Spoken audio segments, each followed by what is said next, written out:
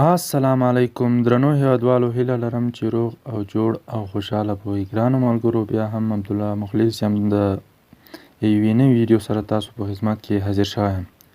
هغه دا ملګرو چې موږ څنګه کولی شو چې د فیسبوک اپلیکیشن کې ملګرو د نړۍ هره ژبه یي که هره ژبه یي پښتو ته په ډېر اساني سره وژباړو. ملګرو تاسو به مخکې لیدلی چې هغه طریقه به مخکې خاص په براوزر کې راتله، خو خوشبختانه چې په فیسبوک کې موږ هم کولی شو. نو راځئ ملګرو دا طریقه زه تاسو ته وښیم.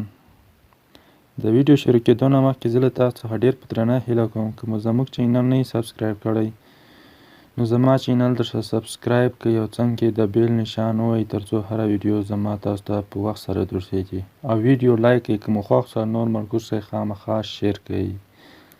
نو راځئ ملګرو په ویډیو باندې پیل کوو. تاسو به راسئ ملګرو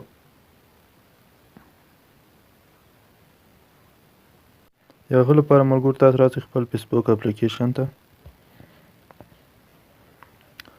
ملګرو تاسو ګورئ دا درې خانې وګورئ، دا په دې باندې کلیک وکړئ. بیا په یو څه لاندې راسئ ملګرو سیټینګ ریفرنس باندې کلیک وکړئ. بیا په سیټینګ آپشن باندې کلیک وکړئ.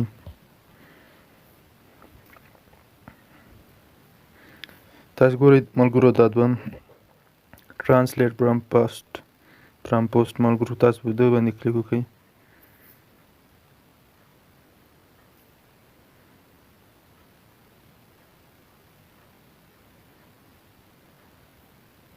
دا ګورئ ملګرو تاسو دا اول آپشن ګورئ، دا پښتو چې ما کې انتخاب کړی دا ما ورسره کړی دی.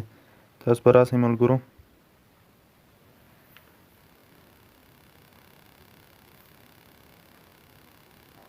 تاسو به دلته پښتو کې پیدا کړئ ملګرو.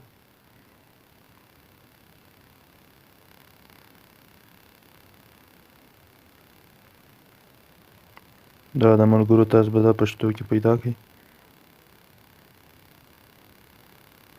بیا به راسئ ملګرو په سیو آپشن باندې به کلیک وکړئ. دا ګورئ ملګرو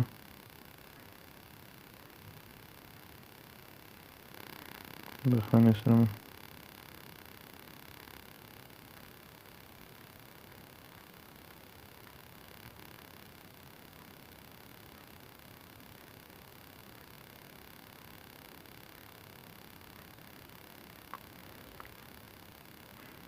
په سیو آپشن باندې کلیک وکړئ.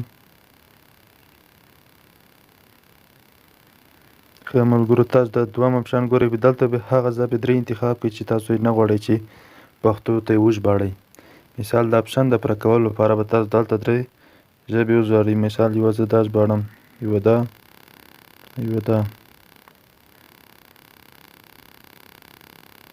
دلته ملګرو فقط درې ژبې هغه کوي، تاسو چې کومې نه غواړئ وژباړئ. بیا په سیو آپشن باندې کلیک وکړئ. بیا به دغسې راسئ ملګرو. نو تاسو به راسئ ملګرو درېیم آپشن ته. دلته به مو هغه درې ژبې وټاکئ، مثال چې تاسو یې کومې نه ژباړئ. بیا په سیو آپشن باندې کلیک وکړئ.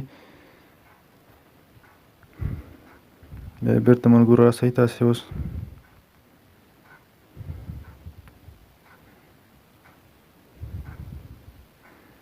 دا ملګرو دا انګلیش خط دی، زه به اوس پښتو ته ژباړم. دا د ملګرو تاسو خپله ګورئ شاید دا نه یې پښتو ته ژباړه. ملګرو دا ګورئ تاسو په ډېره اسانۍ سره یې پښتو ته وژباړو. هیله لرم ملګرو چې ویډیو مو خوښه وي. چینل حتما درسره سبسکرایب کړئ او ویډیو نور ملګرو سره شیر کړئ. تر بلې ویډیو ته الله په امان.